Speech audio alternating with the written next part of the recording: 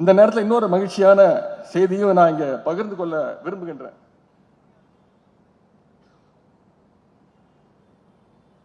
அதாவது ஓரணியில் தமிழ்நாடுன்னு நம்முடைய அண்ணன் என்ஆர்எல்கோ பேசும்போது சொன்னார், ஒவ்வொரு வீடா நீங்க ஏறி இறங்கிட்டு இருக்கீங்க. இளைஞர் அணியினர், ஐடி விங்கை சேர்ந்தவங்க, மகளிர் அணி, கழகத்துடைய நிர்வாகிகள் கடந்த 20 நாட்களா கடந்த இந்த முன்னெடுப்பை களத்துல எல்லாம் நீங்க செஞ்சுக்கிட்டு இருக்கீங்க. ஒவ்வொரு வீட்டு படிக்கட்டையும் ஏறி இறங்கி உறுப்பினர்களை சிறப்பா சேர்த்துக்கிட்டு இருக்கீங்க. இன்றைய தேதியில இது வரைக்கும் நம்முடைய கழகத்துல 2 கோடி பேரை உறுப்பினர்களா நம்ம சேர்த்திருக்கிறோம்.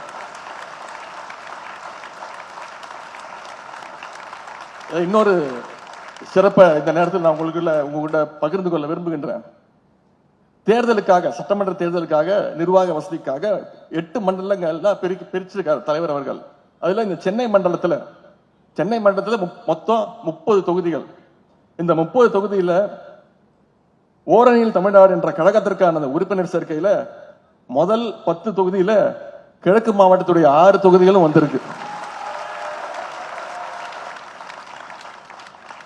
ஏன்னா நம்ம வெறும் தேர்தலுக்காகவோ எண்ணிக்கைக்காகவோ உறுப்பினர்களை சேர்க்கல, வாக்காளர்களாக உறுப்பினரை சேர்க்கல.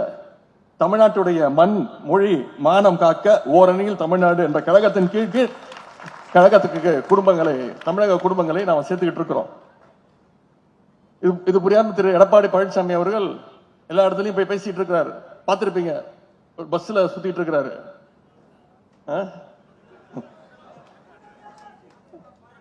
அதுல சொல்றாரு, திமுக தேர்தல் வந்த உடனே எல்லாரோட தமிழ்நாட்டு மக்களுடைய வீட்டு கதவெல்லாம் போய் தட்டிக்கிட்டு இருக்கு அப்படின்னு. நான் ஏற்கனவே அதற்கு பதில் சொன்னேன். திரு எடப்பாடி பழனிசாமி அவர்களே, நாங்க ஒன்னும் உங்களை மாதிரி அமித்ஷா வீட்டு கதவையோ கமலாலயம் வீட்டு கதவையோ திருட்டுத்தனமா போய் தட்டல.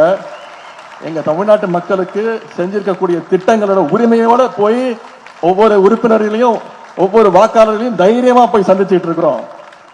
உங்களால சந்திக்க முடியுமா? எனவே திமுக தலைமையில் இருக்கக்கூடிய கூட்டணி என்பது வெறும் தேர்தல் கூட்டணி அல்ல, அது கொள்கை கூட்டணி என்பதை நீங்கள் உணர வேண்டும்.